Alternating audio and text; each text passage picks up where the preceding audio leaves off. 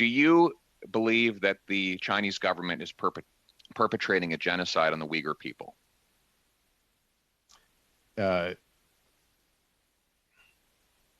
Paul Chang, one of your candidates in Markham, talked about turning over a conservative candidate to the Chinese consulate to receive a bounty placed on him by the Chinese Communist Party. Mr. Chang, he has apologized for those comments. Liberal voters, this is your Prime Minister. Do you get it yet?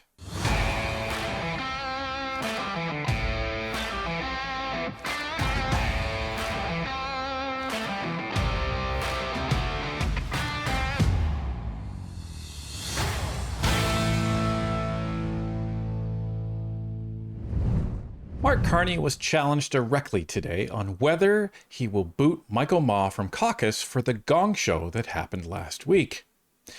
There was something very familiar about Mark Carney's answer, however, both in context and delivery. But even more than that, Mark Carney has shown to have a long history of being afraid to speak ill of China, and one of the first people to question him on it, unknowingly, foreshadowed what was to come. Let's take a look. For the Prime Minister, it's Siobhan Morris, CTV News. What consequences, if any, will Michael Ma face for his dismissal of forced labor in China? Well, thanks for the question. The first thing is that Mr. Ma has apologized for his comments, as he should have. He's recognized the seriousness of the issue in that apology. So the first is to recognize up front the seriousness of the issue. He does. He's apologized. He apologized directly to Ms. McQuaig Johnson as well, but then more broadly about the issue. First point. Second is that, look, we take this issue of forced labor, child labor, incredibly seriously. Canada has the most rigorous set of engagements on the issue, both in terms of international accords, all 8 relevant conventions of the International Labour Organization, the OECD, the United Nations, embedding provisions in all our free trade agreements as well. We'll continue to do that. We'll continue to fight on that. And then the domestic legislation, from the Tariff Act to the Supply Chain Act to the requirements under the Xinjiang disclosure requirements that are on businesses as well. And what we need to do, if I may, and then I'll hand back, is that we're continually reviewing both the adequacy of that. It's amongst the most rigorous, if not the most rigorous, but also compliance and enforcement mechanisms that are in place. Adequacy of funding. We just put another $600 million into CBSA, for example, can provide more, and ensuring that we don't just have the standards, but we're enforcing the standards and businesses are following. Hi, Prime Minister. Laura Stone, Globe and Mail. To follow on that question, anyone who watched that clip in committee saw his scrum with CBC after, saw one version of his comments, and then he released a statement. How is the public supposed to believe that statement is at all genuine? And are you still attending the fundraiser with him this evening? Two things. First is Mr. Ma has apologized for his comments and directly and unequivocally recognize the seriousness of the issue, continues to be a member of our caucus, and I'll continue to work with him, including in the issue that you referenced in the second part of your question. This is a government event, though, so I don't want to speak about party-specific things around fundraising. Thank you. Next question. Hi, Prime Minister. Lorenda Redekop with CBC News. Another follow on China. Your finance minister is going there next week to finalize some deals. Will forced labor be one of the things he will discuss when he's there? Well, yes, technically I think it might be this week, but he's going there following on with the financial economic dialogue, which was part of our discussions when I was there in January, that we would have a regular dialogue around a series of economic and financial issues. Issues of supply chain integrity, including forced labor, child labor, and ensuring that those standards are in place will be part of those discussions, I'm certain, and ensuring that we have the adequate transparency for any good from any of our trade partners. I mean, we recognize that this is a global issue. that we need to be vigilant on and not assume that certain countries, that it's not an issue in certain countries, including in certain developed countries, and that's why we need the comprehensive aspect. So yes, would be part of the discussions, as it is in other situations where we're developing trade, and after we've developed the trade agreements. Wow, Mr. Carney. So, ladies and gentlemen, number one, Mr. Ma's not being booted from caucus. Number two, he apologized. And he apologized. He recognizes the seriousness of the situation. And then he's going to be going to the fundraiser. And lastly, he twisted himself into a knot, trying not to pin this on China. Because, you know, there's so many other countries out there that we have to worry about. We talk about child labor with every trade relationship that we're in. So wait, do you talk about child labor with the United States? Do you talk about child labor with the United Kingdom? What about Germany? Talk about child labor with them? He's trying to mute this and say, oh, this isn't just a China problem. That they're not the problem. This is all over the world here that we're having these issues. So, you know, let's just everybody calm down a bit. This is the sense in what I'm getting. He's trying to put out there, like, oh, just simmer down on this whole forced labor thing, folks. And the fact that he's trying to say, you know, we have the strictest law. Well, we may have the strictest laws, but we don't really enforce them now, do they? And how seriously do you take these laws when you don't actually have the staff in place, or you're not going to because you're firing them all, to actually enforce it and detect them? Why is the United States coming at us saying, what the heck's going on in Canada? We're intercepting thousands of shipments of goods that were produced from countries, and these shipments we were able to determine, or at least strongly suspect, they were produced with forced labor in whole or in part. And Canada, as we heard at committee, has only turned back one shipment? Really? Right. Well, as frustrating as that all may be, it shouldn't surprise us anymore. Because let's go to our next clip where a very similar situation occurred back in 2025, before Mark Carney was even elected. Paul Chang, one of your candidates in Markham, talked about turning over a Conservative candidate to the Chinese consulate to receive a bounty placed on him by the Chinese Communist Party. Can you explain why you've not dropped him as a Liberal candidate? Thank you for the question. Look, the comments were deeply offensive. This is a terrible lapse of judgment by Mr. Chang. He has apologized for those comments. He has apologized directly now to the person that he mentioned, apologized directly to him yesterday. I've spoken to Mr. Chang as well over the course of the weekend to understand his position. He is a veteran policeman. Mr. Chang is a veteran policeman with more than a quarter century of service to his community.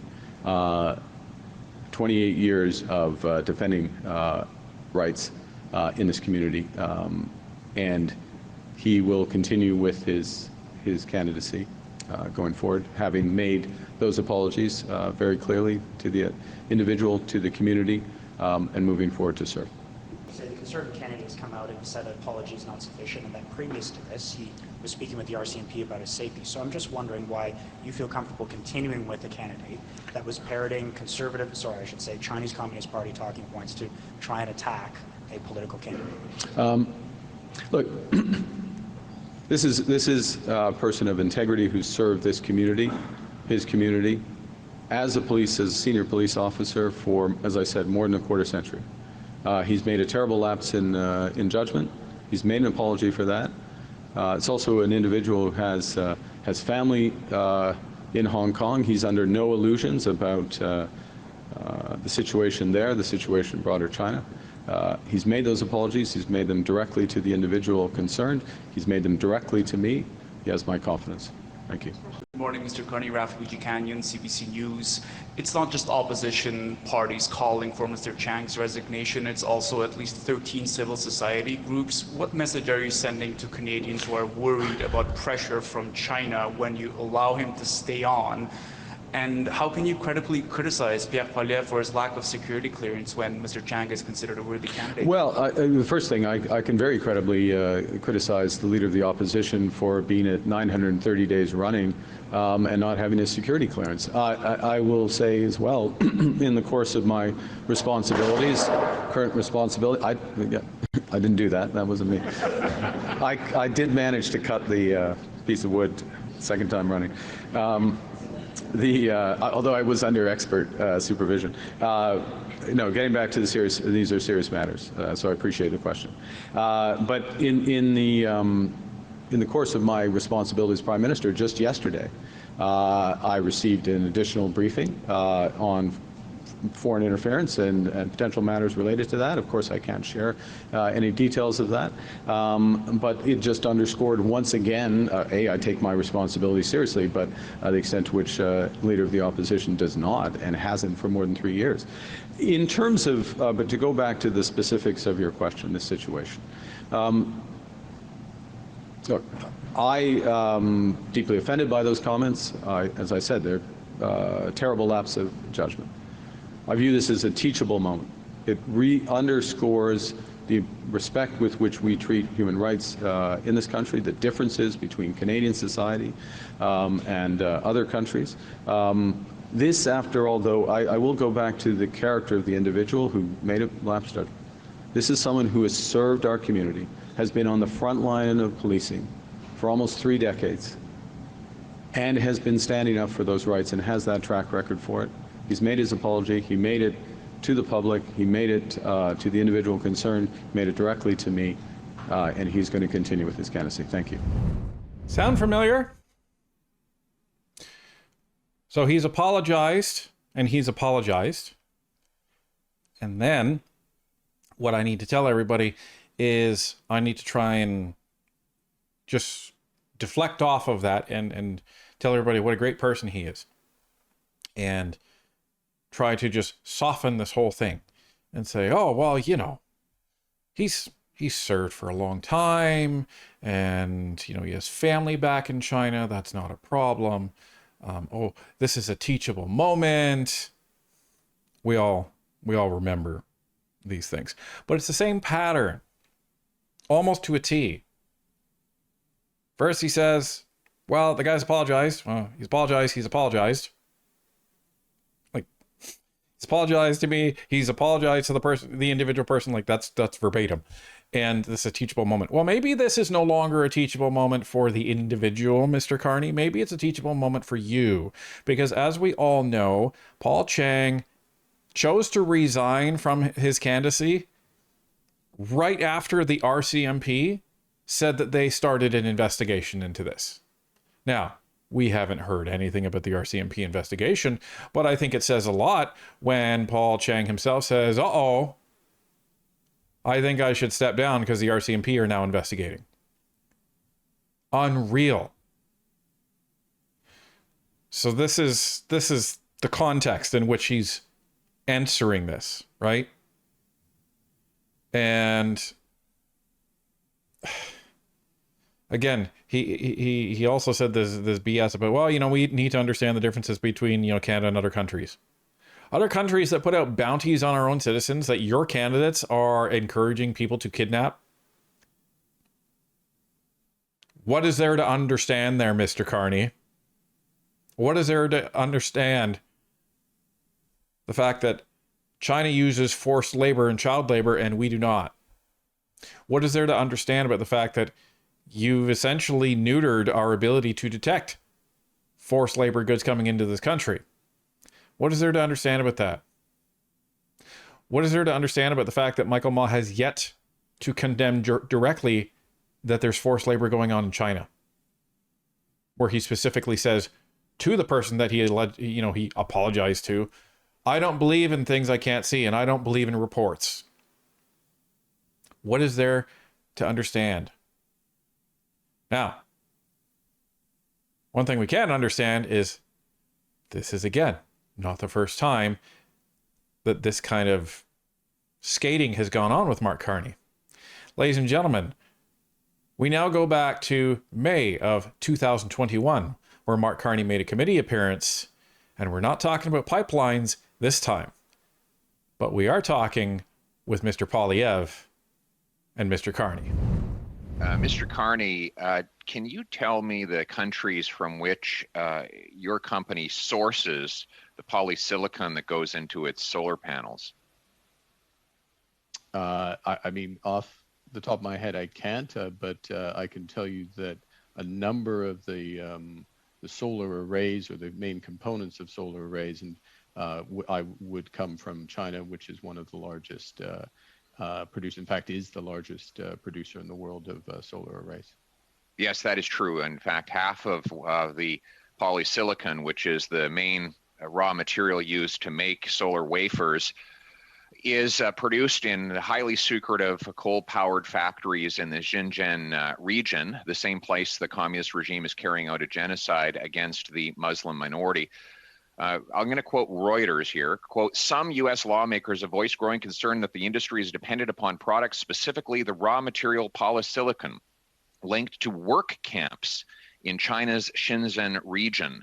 The U.S. State Department has made a determination that Chinese officials are perpetrating genocide there, and imports of cotton and tomato products from the region were banned this year. Will you make the commitment on behalf of Brookfield that you will not source any materials from the Xinjiang region? I'll make the commitment that we will not source materials that have the supply chain that you described, yes. So does that mean you will not source any materials for your solar panels from the Xinjiang region?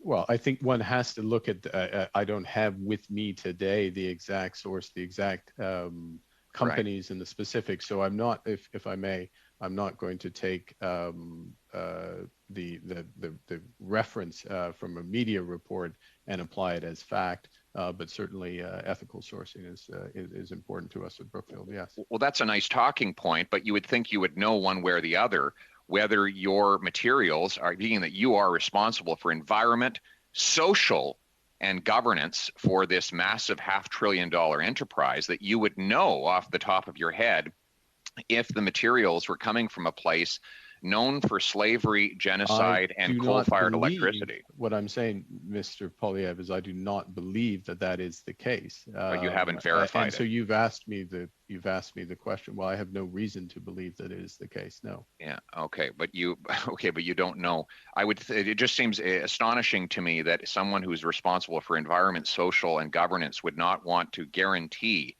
that raw materials for your products are not coming from that kind of a region. And you've just said that the provenance is China. Well, the region in China where this material is produced is the Xinjiang region.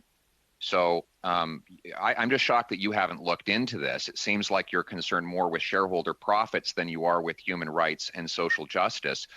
Your executive, I'm going to ask a question now. Do you believe that the Chinese government is perpetrating a genocide on the Uyghur people?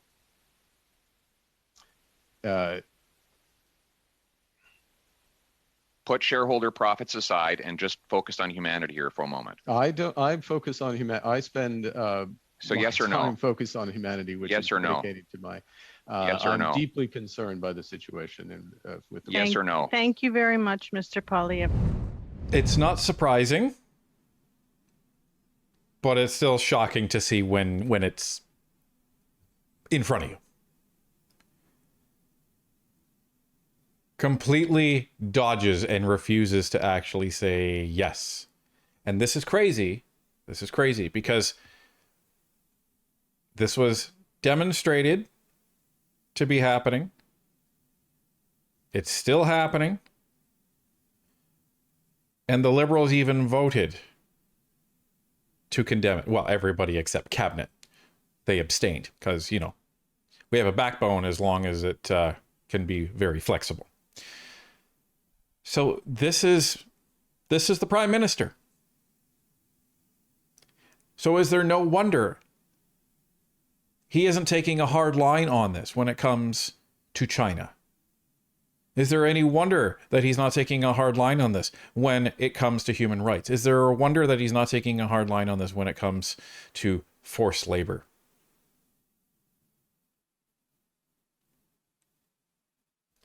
And Francois Philippe Champagne is on his way back to China to continue discussions. He talks a good game in Davos about standing up to hegemons. But where is he when it actually comes down to brass tacks and having conversations with those countries? Oh, well, you know, we don't want to offend you.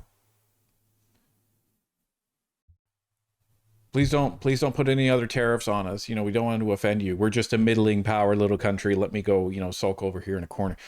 The lack of a backbone that Mr. Carney has and the lack of leadership that he is displaying here is just next level disgusting, folks. The diaspora in our community or our country has been screaming for years about the interference with China. Reports have been out for years about forced labor in China. Steve Bonk released a piece on Brookfield, not caring about forced labor. How ironic that was. That was only a couple of months ago. And now we have this business coming out from Michael Ma. And now we have Mr. Carney saying, well, that's okay, he's apologized. And I'm actually not going to directly condemn China for this either. I'm going to try to minimize it and say, well, you know, it's more of a global issue. Liberal voters, this is your prime minister. Do you get it yet?